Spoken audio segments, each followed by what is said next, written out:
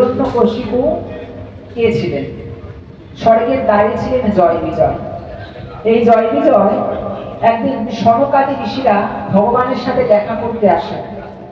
আর যখন ভগবানের সাথে দেখা করতে আসে, ঠিক তখন জয় বিজয়ের কথা হলো যে ভগবান এখনো শয়নে গেছে, আমি দরজা খুলতে পারবো না। কেন? ভগবানের দাঁড়ি ছিল জয় বিজয়। তখন অন্য সনকাদি ঋষিরা বললেন, আমরা ভগবানের সাথে দেখা করতে এসেছি, একটু দেখা করতে দাও।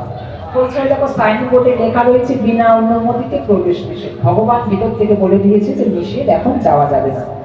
এখন ঋষি মুনিরা রেগে গিয়ে বলছে, এত বড় সাহস, আমাদের প্রবেশ করতে দেবে না? বলছেন না।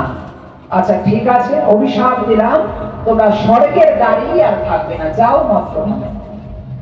এখন ভগবানের কাছে জয় বিজয় দৌড়ে গিয়ে বললেন, ভগবান তোমার দ্বার রক্ষা করতে গিয়ে অভিশাপ দিলাম, অভিশাপ খণ্ডন হবে কেমন করে? ভগবান বললেন, এই যে জয় বিজয়, একটা কথা বল, তোমরা যাও করতে, তোমরা আমাকে আবার পাবে, তবে 7 জনম পরে পাবে যদি বন্ধু হও তোমরা আমার। ওই জগতে গিয়ে যদি আমাকে ডাকতে পারো 7 জনম পরে পাবে, আর যদি তোমরা আমার শত্রু হও তবে 3 জনম পরেই পাবে। এখন জয় বিজয় ভাবছে 7 দিন অনাহারি থেকে কি করবে, 3 দিন আগেই ভাতের থালা পেয়ে যায়। ও বন্ধু, আমরা তোমার শত্রু হব, আমরা বন্ধু হতে চাই না, কারণ 3 জন্মের মধ্যে আমরা তোমাকে পাই। তবে মনে রেখো, যদি তোমরা আমার শত্রু হও, শত্রু হয়ে আমার ভক্তকে আঘাত দাও, তাহলে তোমাদের কিন্তু আস্তে আস্তে জন্ম বাড়বে, মনে রাখবে। আচ্ছা ঠিক আছে। আজ প্রথম জন্ম নিল এই জয় বিজয়, হিরণ্যক্ষ আর হিরণ্যকশিপু। এটা হলো সত্য যুগে। এই সত্য যুগে প্রথম জন্ম নিয়ে তাদের সন্তান ভক্ত প্রহ্লাদকে আঘাত দিয়ে দিল।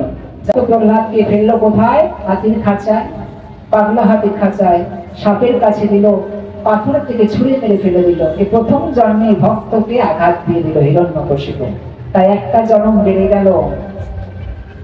দ্বিতীয় জন্ম ত্রেতা যুগে রাবণ এবং কুম্ভকর্ণ।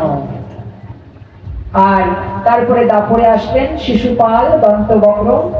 যেহেতু ভক্ত প্রহ্লাদকে আঘাত দিয়েছিলেন, তাই একটা জন্ম বেড়ে এই জগতে আসলো কারা? জগাই আর মাধাই। সে জগাই মাধাইকে আমার গৌর হরি একমাত্র উদ্ধার করেছিল। কেন আবার গৌর হরি এসেছিল? কেন? সেদিন বৃন্দাবনের প্রেম তার জানা হয়নি। রাধারানীকে কাঁদতে কাঁদতে বলেছিল, রাধারানী তাকে বলেছিল, বন মালি তুমি আরে বড় জনমে হইল রাধা, সেদিন আমারই মতো জ্বলিও জ্বলিও। আরে কৃষ্ণ কৃষ্ণ নামে বদনে বলিও। ও তুমি বুঝিবে তখন, আরে রাধার কি বেদন বুঝিবে তখন, নারীর কি বেদন, রাধার প্রাণে কত ব্যথা। বনমালী গো তুমি পর জনমে হইল রাধা।